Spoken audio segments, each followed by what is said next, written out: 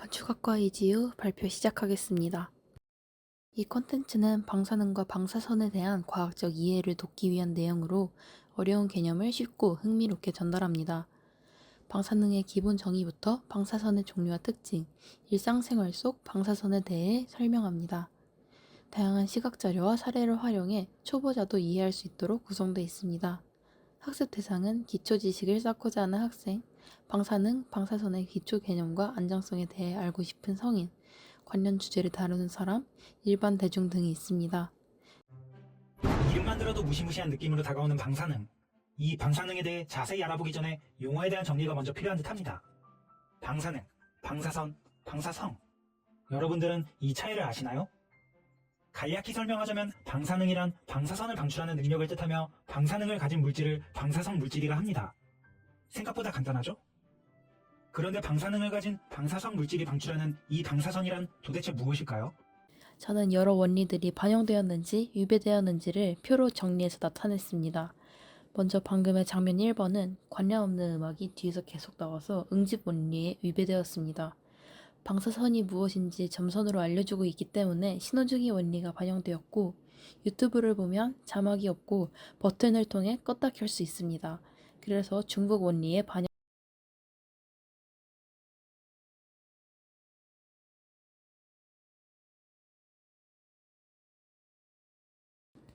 또 그림 밑에 바로 글자를 표시해 공간적 근접 원리가 반영됐고, 시간차 없이 딱딱 동시에 제시되고 있어서 시간적 근접 원리도 반영됐습니다. 그리고 방사능, 방사선, 방사성에 대한 사전 학습을 시킴으로써 사전 설명이 반영됐습니다. 그림 설명을 주로 나레이션으로 제시해서 양식 원리가 반영됐고, 방사능과 방사선, 그림과 동시에 간략한 글이 나와서 멀티미디어 원리가 반영됐습니다. 마지막으로 생각보다 간단하죠? 라고 말을 걸어서 친근감을 불러일으키며 인격화 원리가 반영됐습니다. 장면 1번은 반영률 88%로 전체 중에 가장 높은 반영. 영상의 이해도를 높이기 위해 앞에 이 영상들을 먼저 시청해 주시길 바랍니다. 장면 2번부터는 이전 장면과 다른 점만 얘기하겠습니다. 의미 없는 내려오는 벌어지는 애니메이션이 들어가 있어서 응집 원리에 위배되었습니다.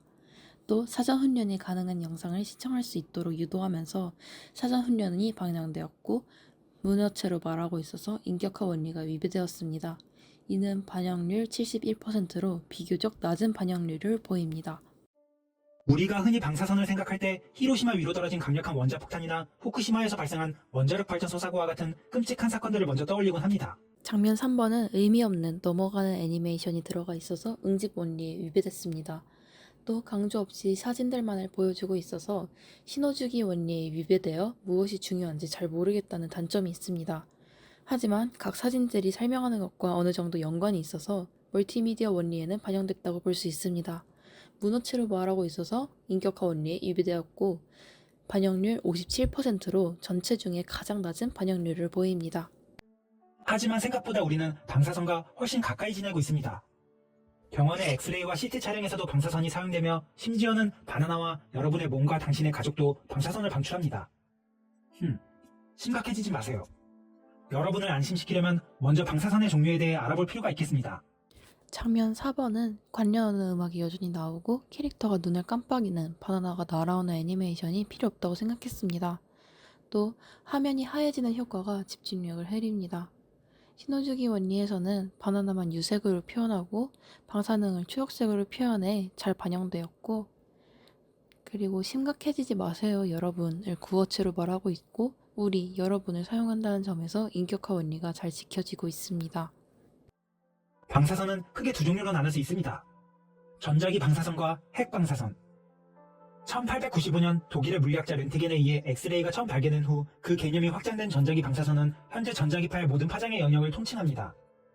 장면 5번에서는 사진이 이동하는 의미 없는 애니메이션이 들어가 있어서 응집 원리에 위배되었습니다. 또 처음에 렌트겐과 방사선 이미지를 같이 보여줄 때 가운데에 파장 이미지를 보여줬는데, 이게 파장 말고 화살표 등으로 엑스레이와 사람과의 관계를 나타내야 할 것 같아서 신호주기에 위배되었습니다.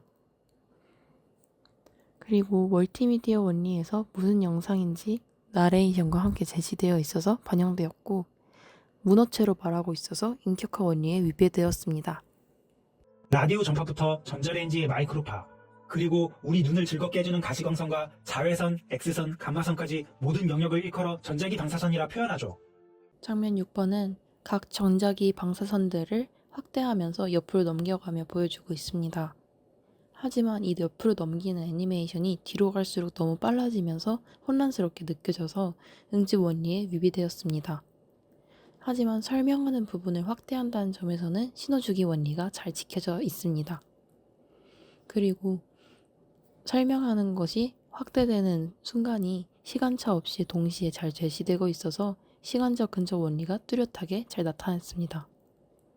마지막으로 전자기 방사선이라 표현하죠. 그리고 우리 눈이라고 나타내는 점에서 인격화 원리가 잘 지켜졌습니다. 여기서 우리가 두려워해야 할 것은 자외선 이상의 고에너지를 지닌 전자기파 영역입니다. 장면 7번에서는 신호주기 원리가 가장 뚜렷하게 나타납니다. 빨간색 글씨로 고에너지의 전자기파 영역을 강조하면서 이것을 피해야 된다고 말하고 있습니다. 그래서 신호주기 원리가 잘 반영되었습니다. 또 그림과 글자의 위치가 가까이 배치되어 있어서 공간적 근접 원리가 잘 나타나 있습니다. 하지만 문어체로 말하고 있어서 인격화 원리가 지켜지지 않았습니다. 이들은 원자의 전자를 떼어낼 정도로 높은 에너지를 지녔습니다. 이렇게 원자에서 전자가 떨어져 나가는 것을 이온화라 합니다. 장면 8번에서는 앞에 여러 가지 애니메이션이 너무 빠르다고 생각했고 그리고 불필요한 애니메이션도 있어서 응집 원리가 반영되지 않았다고 생각합니다. 또 원자와 전자 그리고 여러 가지 파장 등이 색으로 구별되어 있어서 신호주기 원리가 잘 반영되었습니다. 하지만 문어체로 말하고 있어서 이도 역시 인격화 원리에 위배되었습니다. 우리의 몸은 원자들이 전자를 공유하며 결합한 분자로 이루어져 있습니다. 그래서 이러한 이온화 작용은 분자 구조의 변형을 일으켜 결과적으로 세포를 손상케 하죠. 장면 9번에서는 결합한 분자에서 DNA로 넘어가는 과정에서 앞에 그림이 작아지고 뒤에 그림이 커지면서 나타내는 것이 굉장히 혼란스럽다고 생각했고 애니메이션이 집중을 방해한다고 생각해서 그냥 나타내는 애니메이션이 더 나았을 것 같습니다.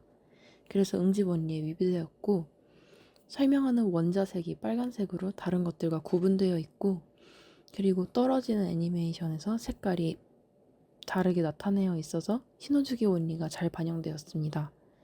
또 결과적으로 세포를 손상케 하죠 라는 구어체로 말하고 있어서 인격화 원리가 반영되었습니다.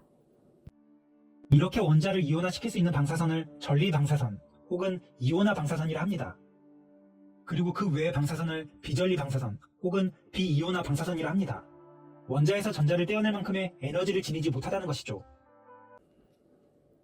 장면 10번에선 앞에 설명했던 것들이 왼쪽으로 밀리면서 없어지고 새로 설명할 것이 왼쪽으로 밀리면서 나오는 것이 굉장히 혼란스럽고 불필요한 애니메이션이라고 생각했습니다. 차라리 그냥 없어지고 나타나는 것이 더 낫다고 생각해서 응집 원리에 위배되었다고 판단했고 또 앞에서 설명했던 빨간 글씨들이 여전히 남아있는 것으로 신호주기 원리가 어느 정도 지켜지고 있다고 생각했습니다. 그리고 그림 밑에 바로 글씨를 배치함으로써 공간적 근접 원리가 반영됐고 설명하는 것과 동시에 글씨가 나타내게 하면서 시간적 근접 원리가 반영되었습니다. 그리고 에너지를 지니지 못한다는 것이죠 라고 말하면서 인격화 원리가 반영되었습니다. 비이온화 방사선은 여러분이 포함된 모든 공간을 가득 메우고 있습니다. 여러분이 이 영상을 보고 있는 스마트폰의 전파도 그 화면을 밝히고 있는 가시광선도 모두 비이온화 방사선에 포함됩니다. 심지어 여러분의 몸도 열을 가지고 있기에 적외선이라는 비이온화 방사선을 내뿜고 있는 것이죠. 장면 11번에서는 의미 없는 움직이는 애니메이션이 너무 많이 들어가 있습니다. 방사선 노란색의 물결이 너무 많이 움직이고 그리고 캐릭터가 눈을 계속 깜빡인다는 점에서 응집 원리에 위배되었습니다. 하지만 방사선을 노란색으로 강조했고 몸의 열을 빨간색으로 표현하는 등 신호주기 원리가 잘 지켜지고 있습니다. 그리고 내뿜고 있는 것이죠의 구어체로 말하고 있어 인격화 원리가 반영되었습니다. 그렇다면 핵 방사선은 어떨까요? 핵 방사선이란 개념은 1896년 프랑스의 물리학자 베크렐이 우라늄에서 고에너지의 무엇인가가 뿜어져 나온다는 것을 발견한 것에서부터 확장되었습니다. 장면 12번도 베크렐이라는 사람의 사진을 보여주면서 옆으로 미는 이런 애니메이션이 필요 없다고 생각해서 응집 원리에 위배되었고 어떨까요? 라고 말을 걸고 있어서 인격화 원리가 잘 지켜지고 있습니다. 훗날 밝혀진 이 방사선의 종류는 총 4가지로 알파 방사선, 베타 방사선, 감마 방사선, 중성자 방사선이 있습니다. 13번에서는 핵 방사선들의 애니메이션을 처음에 나타낼 때 펼쳐지는 듯하게 나타냈는데 이것이 굉장히 집중이 안 된다고 생각했습니다. 하지만 여러 가지 방사선들을 파란색, 노란색, 빨간색으로 강조해 줌으로써 신호주기 원리가 잘 나타나고 있습니다. 또 어떤 방사선인지 점선을 통해 나타내고 강조하고 있습니다. 그리고 각 방사선 옆에 글씨를 배치함으로써 공간적 근접 원리, 시간적 근접 원리를 같이 잘 지키고 있습니다. 하지만 문어체로 말하고 있어서 인격화 원리에 위배됐습니다. 원자는 원자 핵과 전자로 이루어져 있습니다.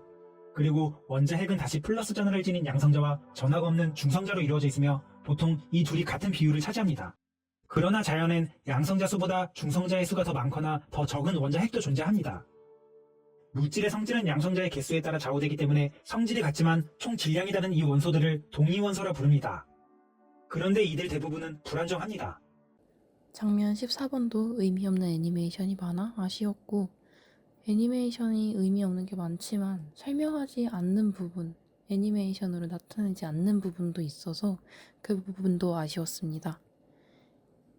양성자 수보다 중성자의 수가 더 많거나 더 적은 원자핵도 존재한다는 부분이 없어서 이해하기가 조금 힘들었다는 점이 있었고 그리고 확대하는 애니메이션으로 강조하고 빨간색, 파란색을 통해 설명하는 것을 강조하는 것이 신호주기 원리가 잘 반영되었습니다. 하지만 문어체로 말하고 있어 인격화 원리가 위배되었습니다. 그 이유를 간단히 설명하자면 원자 핵 안에서 양성자들 사이에는 서로를 밀어내려는 척력이 작용하게 됩니다. 맞죠? 하지만 양성자와 중성자의 비가 다른 동위원소는 그 힘의 분포가 균일하지 못하게 됩니다. 따라서 원자 핵은 강력과 전자기력 사이의 균형을 맞추기 위해 끊임없이 요동치게 되죠. 장면 15번은 다른 장면들에 비해 처음으로 의미 없는 애니메이션이 들어가 있지 않다고 판단했습니다. 뭔가가 나타날 때 옆으로 밀리거나 확대되는 애니메이션이 없어서 다른 장면들에 비해 집중하기에 좋았습니다. 그리고 강력과 전자기력 색을 파란색으로 사용해 강조해서 어떻게 균형을 맞추기 위해 요동치게 되는지 잘 알 수 있었습니다. 그리고 맞죠? 라고 물어보고 다루도록 하죠. 이런 맞죠와 조를 사용한 구어체로 인격화 원리에 잘 반영되었습니다. 이렇게 불안정한 원자 핵은 총 4가지의 방법을 통해 안정되려 합니다. 그 첫 번째는 지난 영상들을 통해서도 설명해드렸던 원자 핵이 안정되기까지 양성자와 중성자 각각 2개씩을 계속해서 방출하는 방법입니다. 참고로 양성자와 중성자 2개로 이루어진 이 입자는 원자 번호 2번인 헬륨의 이온화된 원자 핵입니다. 장면 16번은 의미 없는 애니메이션이 들어가 있다고 판단했습니다. 헬륨 원자가 나갈 때 그 애니메이션이 너무 빠르고 굳이 저렇게 나타낼 필요가 없다고 생각했습니다. 하지만 양성자 색을 다르게 표현했고 첫째라는 언어적 신호주기를 사용했습니다. 그래서 신호주기 원리는 잘 반영됐다고 생각했습니다. 또 헬륨 원자라는 걸 알려줄 때 동일한 시간에 글씨를 나타냈고 글씨를 헬륨 원자 위에 나타냄으로써 공간적 근접 원리, 시간적 근접 원리가 잘 나타냈습니다. 하지만 문어체로 말하고 있어서 인격화 원리에서는 위배되었습니다. 그래서 헬륨선이라 부를 수도 있겠지만 당시엔 이 입자가 무엇인지 알지 못했기 때문에 그리스 알파벳 알파를 붙여 알파 방사선이라 부르게 되었습니다. 17번은 앞에 빠르게 나타나는 2가지의 애니메이션이 무슨 의미인지를 알 수 없을 정도로 설명이 없고 너무 빠르게 지나가서 오히려 집중이 방해가 되었습니다. 하지만 알파 방사선을 빨간색으로 표시해 강조했고 점선으로 위치를 알려주고 있어 신호주기 원리는 잘 나타나고 있습니다. 그리고 그림과 설명이 근접하게 잘 위치하고 있고 하지만 문어체로 말하고 있어 인격화 원리는 위배되었습니다. 두 번째는 원자 핵이 전자를 방출하는 방법입니다. 가장 일반적인 경우는 중성자가 전자를 방출하며 양성자로 변하곤 힘의 균형을 잃어 원자 핵을 안정시키는 경우입니다. 18번도 앞에 나타나는 애니메이션이 무슨 의미인지 잘 모르겠고 너무 빨라서 응집 원리에 위배되었고 양성자와 전자를 빨간색, 파란색으로 구별했고 그리고 두 번째라는 언어적 신호주기를 사용해 신호주기 원리가 잘 반영되었습니다. 이도 역시 문어체로 말하고 있어 인격화 원리에 위배되었습니다. 이렇게 방출된 전자를 전자 방사선이라 부를 수도 있겠지만 이 역시 방출된 입자의 종류를 알지 못했던 때에 발견되어 그 이름에 그리스 알파벳 베타를 붙여 베타 방사선이라 부르게 됩니다. 장면 19번도 너무 애니메이션이 많아서 응집 원리에 위배되었고 방사선을 파란색으로 표시해 점선으로 위치를 알려준다는 점에서 신호주기 원리가 잘 지켜졌습니다. 그리고 문어체로 말하고 있어서 인격화 원리에 위배되었습니다. 세 번째는 원자 핵이 고에너지의 전자기파인 감마선을 방출하는 것입니다. 이것은 자칫 보어의 원자 모양처럼 원자 주변을 도는 전자가 들떠있다 제자리로 돌아오며 방출하는 일반적인 전자기파로 보일 수도 있겠지만 이 감마선은 붕괴하는 원자 핵에서 발생되는 전자기파로 그 에너지는 훨씬 높습니다. 장면 20번입니다. 계속 설명했던 것 같이 앞에 의미 없는 돌이 확대되는 애니메이션이 너무 많고 그리고 20번은 특히 계속 움직이는 애니메이션이 너무 많아서 집중이 잘 안 된다는 점이 있었습니다. 그래서 응집 원리가 위배되었고 세 번째라고 말하며 언어적 신호주기를 나타냈고 감마선을 노란색으로 사용했고 전자 양성자로 구별했다는 점에서 신호주기 원리가 잘 나타났습니다. 문어체로 말하고 있어 인격화 원리가 위배되었습니다. 네 번째는 중성자 방사선이 있습니다. 이 방사선에 관하여는 앞에 이 영상에서 이미 다뤘으니 상단의 카드를 눌러 참고하여 주시기 바랍니다. 장면 21번은 상단의 카드를 눌러 다른 영상을 참고하라고 말하고 있습니다. 하지만 그거에 관련된 영상 사진이 옆으로 나타낸다는 점에서 의미 없는 애니메이션이라고 판단했습니다. 그리고 상단의 카드가 어떻게 눌러야 되는지 화살표로 알려주면 좋겠다는 점에서 신호주기 원리가 살짝 위배되었다고 볼 수 있지만 하지만 네 번째라는 언어적 신호주기를 사용했다는 점에서는 신호주기 원리가 잘 지켜졌습니다. 그리고 문어체로 말하고 있어 인격화 원리가 위배되었습니다. 핵 방사선은 모두 고에너지를 지닌 이온화 방사선으로서 그 양에 따라 인체에 치명적일 수 있습니다. 장면 22번은 여러 가지 방사선이 모두 고에너지를 지닌 이온화 방사선으로서 인체에 치명적일 수 있다는 얘기를 하고 있는데 거기에 굳이 앞에 설명했던 그래프가 나올 필요가 없다고 생각해서 차라리 그래프 없이 글로만 묶어서 설명하거나 하는 게 더 집중이 잘 될 거라고 생각했습니다. 그래서 응집 원리에 위배가 되었고 하지만 그래프 상에서 색과 점선으로 구별이 돼 있다고 생각해서 신호주기 원리는 반영됐습니다. 인격화 원리는 문어체로 말하고 있어서 위배되었습니다. 그런데 전자기 방사선과 같이 이 핵 방사선도 우리 주변을 가득 메우고 있습니다. 여러분들이 걷는 땅도 먹는 바나나도 심지어 여러분의 몸도 소량의 방사성 물질을 함유하고 있기 때문이죠. 다만 그 양이 소량이라 크게 걱정하지 않아도 되는 것일 뿐입니다. 하지만 분명 방사성 물질은 위험할 수 있다는 것은 사실입니다. 그래서 과학자들은 위험성을 파악할 수 있도록 이 양을 수치할 수 있는 단위를 만들었습니다. 23번에서는 캐릭터가 계속 눈을 깜빡이고 있어서 집중을 해치고 또 바나나가 위에서 아래로 내려오는 애니메이션이 꼭 필요가 없다고 생각했습니다. 그래서 응집 원리에 위배되었고 하지만 방사성 물질을 초록색으로 표현하고 바나나를 노란색으로 표현했다는 점이 신호주기 원리를 지키고 있다고 생각했습니다. 문어체로 말하고 있어서 인격화 원리는 위배되었습니다. 이 단위를 시버트라 하죠. 보통 도시에서 멀리 떨어져 농촌 생활을 하는 사람의 경우 연간 약 0.003 시버트의 방사선에 노출되게 됩니다. 반면 도시에 사는 사람의 경우 그 2배인 연간 약 0.006 시버트의 방사선에 노출되어 살아가죠.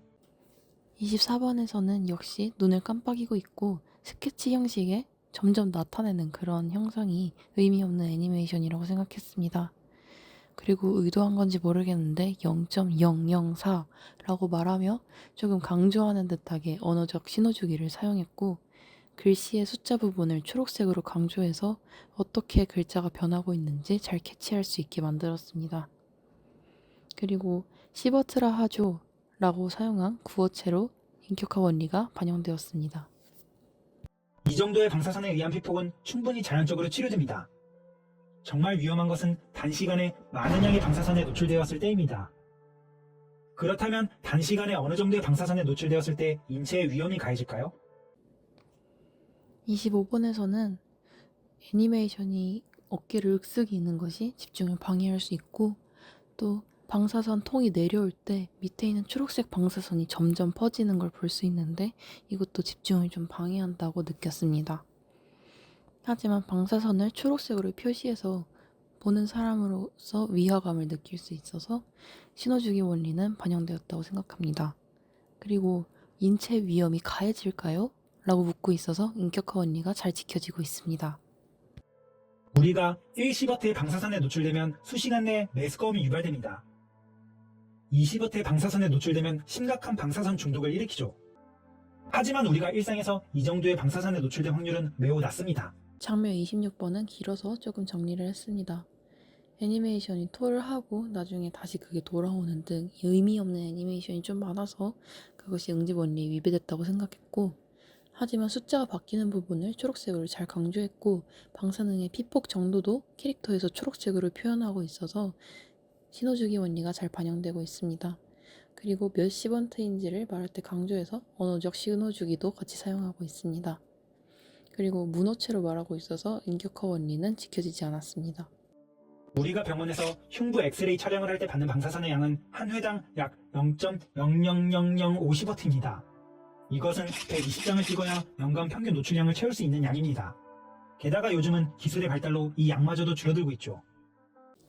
장면 27번은 사진을 찍는 하얀 애니메이션이 한 번도 아니고 너무 여러 번 나와 있어서 애니메이션 집중을 굉장히 방해한다고 생각했습니다. 그리고 시버트의 양은 초록색으로 횟수는 노란색으로 표현하고 있는 면이 신호주기 원리를 굉장히 잘 지키고 있다고 생각했고, 이마저도 줄어들고 있죠 라고 하면서 인격화 원리를 잘 지키고 있습니다. 바나나에 소량 포함된 방사성 물질 섭취로 연간 평균 노출량을 채우려면 매일 170개씩 1년 동안 섭취해야 합니다. 방사능보단 과식으로 사망할 확률이 높은 것이죠. 28번에서는 바나나의 개수가 계속 뒤에서 늘고 있는 걸 볼 수 있는데 오른쪽에 170 곱하기 365의 글자도 같이 나타내고 있습니다. 바나나가 늘어나는 애니메이션 때문에 오른쪽에 있는 글자들에 집중을 하지 못해서 응집 원리에 위배됐다고 생각했고, 하지만 시버트의 양 그리고 바나나의 개수, 먹어야 하는 일수를 모두 다른 색으로 표시하는 것이 신호주기 원리에 잘 반영됐다고 생각했습니다. 그리고 확률이 높은 것이죠를 사용한 구어체로 인격화 원리가 잘 지켜졌습니다. 즉, 여러분이 원자력 발전소 등 특별한 장소에 있지 않는 이상 크게 걱정할 필요가 없다는 것입니다. 하지만 이온화 방사선이 우리 몸에 치명적일 수 있다는 사실은 변함이 없습니다. 29번에서는 의미 없는 애니메이션이 들어가 있는데 바나나를 던지는 애니메이션이 처음에 들어가 있어서 이게 필요 없다고 생각했습니다. 또 설명하는 것과 나오는 그림이 크게 관련이 없어서 조금 더 관련 있는 그림으로 하면 좋지 않았을까 생각했습니다. 초록색으로 방사능이 항상 옆에 있다는 것을 나타내고 있어서 신호주기 원리에 반영되었습니다. 그리고 문어체로 말하고 있어 인격화 원리가 위배되었습니다. 집 가구들의 라돈 함량 수치를 체크하고 외출 시 자외선 차단제를 바르는 것은 분명 우리에게 도움이 될 것입니다. 자외선이 우리의 몸에 어떠한 영향을 미치는지는 상단의 카드를 눌러 확인해 보시기 바랍니다. 장면 30번은 관련 없는 음악이 나오면서 의미 없는 애니메이션도 같이 들어가 있습니다. 캐릭터가 볼을 잡는 듯한 애니메이션이 굳이 들어갈 필요가 없다고 생각했습니다. 양쪽에 라돈과 UV 차단제가 나타나는 애니메이션이 나타내면서 강조되고 있습니다. 하지만 상단 카드 위치를 화살표로 강조하면 좋을 것 같다고 생각했습니다. 신호주기 원리는 반영되었습니다.